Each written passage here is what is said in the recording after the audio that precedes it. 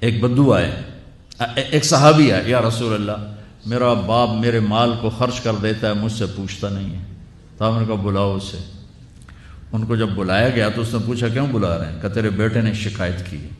تو ان کو اتنا دکھ ہوا، انہوں نے چند اشعار پڑھے دل ہی دل میں، زبان پہ نہیں، دل ہی دل میں، اور مجلس میں آ گئے۔ جب پہنچے دربار رسالت تو جبریل آئے ہوئے، یا رسول اللہ اللہ تعالیٰ کہہ رہے ہیں اس کا مسئلہ بعد میں سنیں، اس سے کہیں وہ شعر سنا جو تو نے بیٹے کے گلے میں کہے ہیں، اور اب تیری زبان سے ادا نہیں ہوئے پر تیرے اللہ نے سنے۔ تو آپ نے اس سے فرمایا اچھا بھائی تیری گل تو میں بعد میں سنوں گا، تو پہلے وہ میں نے شعر سنا۔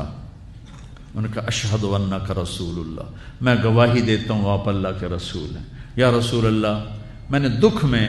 چند اشعار زبان سے نہیں دل ہی دل میں دہرائے تھے، اور آپ کے رب نے عرشوں پہ سنا، واقعی آپ کا رب بھی سچا اور آپ بھی سچے۔ آپ نے کہا کیا کہا تھا؟ غدوت مولودا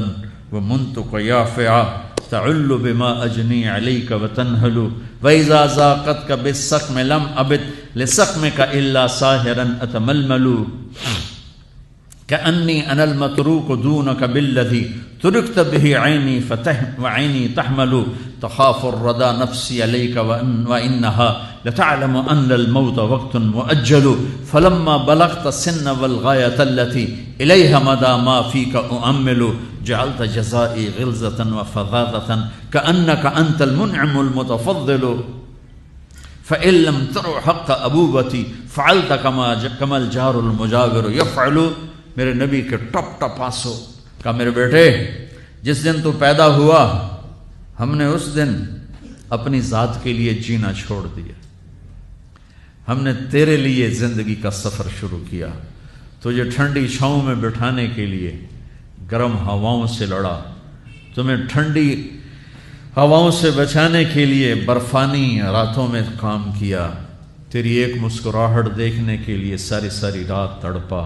ساری ساری رات اپنے آپ کو کوہلو کے بیل کی طرح اپنی ساری جوانی کا رس نچوڑ کے تیری ہڈیوں میں ڈال دیا۔ میں بوڑھا ہوتا گیا، تو پروان چڑھتا گیا، میری کمر جھک گئی، تیری کمر اٹھ گئی، میری ٹانگوں سے جان نکل گئی، تیری ٹانگیں مضبوط ہو گئیں، میرے ہاتھ کانپنے لگے، تیرے ہاتھ مضبوط ہوئے، میں لڑکھڑانے لگا، تو اترانے لگا، تو مجھے خیال آیا کہ جیسے میں اس کے لیے دھکے کھاتا تھا، اس کی زندگی کی دعائیں مانگتا تھا، اس کے لیے تڑپتا تھا، چلو آج میرا یہ سہارا بنے گا۔ لیکن جب تجھ میں جوانی کی لہر دوڑی اور مجھے بڑھاپے نے کھا لیا، جب جوانی میں تجھ میں رنگ بھرا اور بڑھاپے نے میرے رنگ چھین لیے،